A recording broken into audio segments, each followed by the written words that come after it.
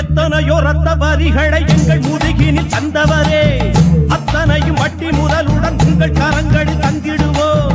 நந்த தினமே பெரும் அரியாசனமே, அந்த தினமே வருமே. எட்டதிக்கும் வெற்றி எழுமே, மண்ணில் ஒளி வெள்ளம் வரும் வரை, வேர்வை குணம் ஈறு கொண்டே போரிடும் போரிடும் வெல்லும் வரை, அவைகளும் ஓய்ந்து போகுமோ?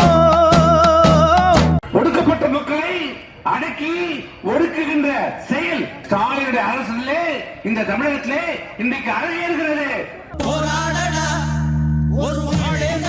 பட்டியலின மக்கள் குடிக்கிற தண்ணீரிலே மலம் கழிக்கப்பட்டிருக்கிறது.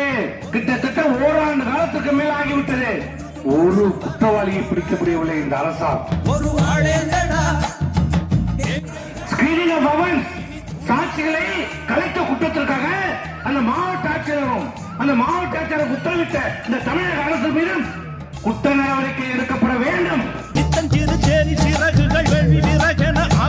இந்த வன்கொடுமையில ஈடுபட்ட பட்டியலின சிறுமியை நிறுவனப்படுத்தி உடம்பு சூடு வைத்து அந்த கருணாநிதி மருமகனையும் கைது செய்ய வேண்டும்.